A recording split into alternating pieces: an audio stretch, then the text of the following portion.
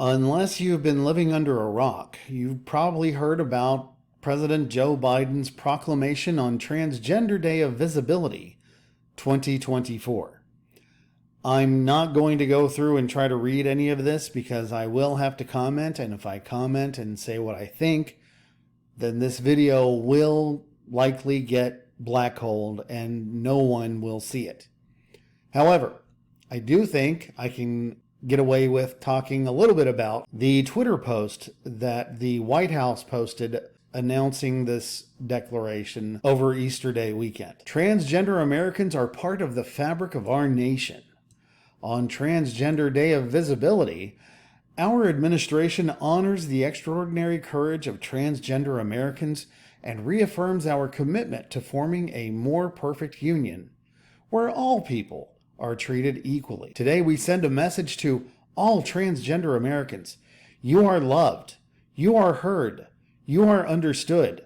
You belong. Ladies and gentlemen, keep an eye out for this language. You're going to be hearing more and more of this, and this is language that is going to be weaponized. This thing about visibility and being seen and being heard. So be prepared, because that language is going to be weaponized against people who just want to be left alone. But anyhow, so you probably heard about this story, but did you hear about this story? From the Epoch Times via Zero Hedge, leaked files from Transgender Association, shocking and horrific admission, critics say. A leaked video and documents exposing the inner workings of the organization responsible for setting the so-called standards of care for gender transition treatments and surgeries on children is a shocking and horrific admission, say its critics. The leaked files from the World Professional Association for Transgender Health,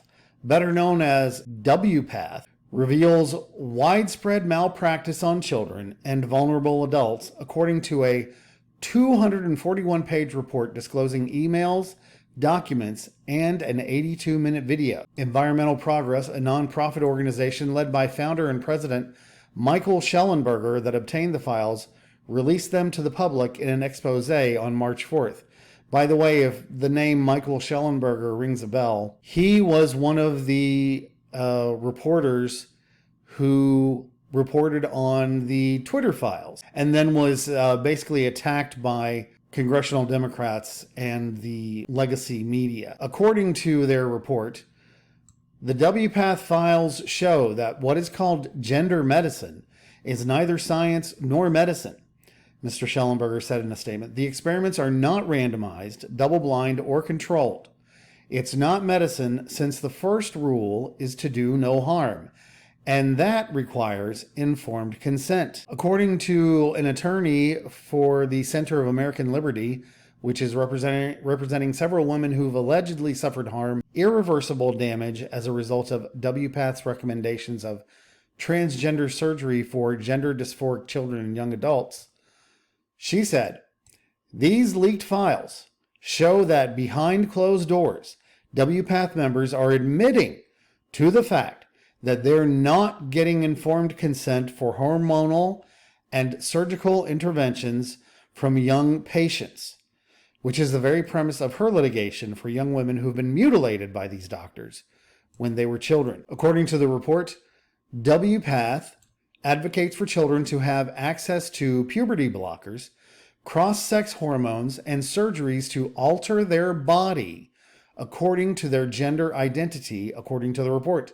This suggests that children should be able to understand the full ramifications of these drugs and procedures, and that their parents can provide informed consent. Another quote, but while WPATH publicly supports minors and their families consenting to these hormonal and surgical treatments based on a nebulous inner sense of self, privately, some members admit that consent is not possible.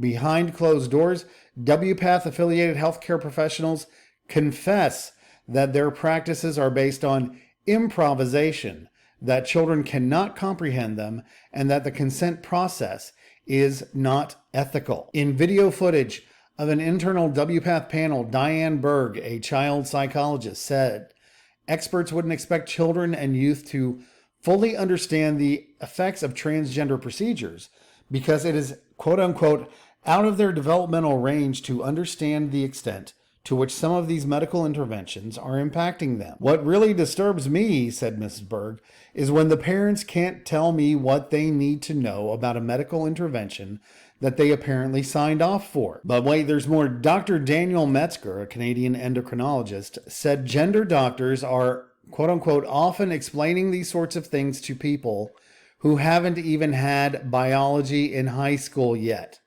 adding that even adults have limited knowledge of many of these medical interventions. WPATH guidance states that doctors must inform patients about the potential loss of fertility and available options to preserve fertility. But Dr. Metzger told the panel that it's always a good theory that you talk about fertility preservation with a 14-year-old. But I know I'm talking to a blank wall. Most of the kids are nowhere in any kind of a brain space to really talk about fertility preservation in a serious way. And here's some good news.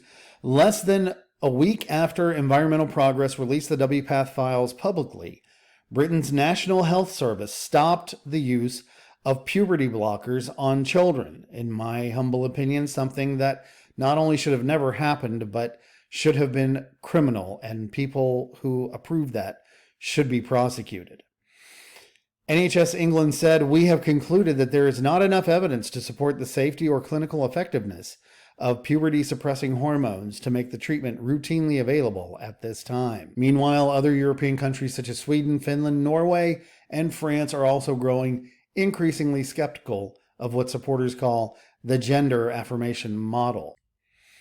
According to Dr. Shanae Anderson, a licensed psychologist in California and Virginia, who fled California nearly 2 years ago after her license was threatened, told the Epoch Times that the WPATH files have exposed the horrific agenda behind gender-affirming treatments.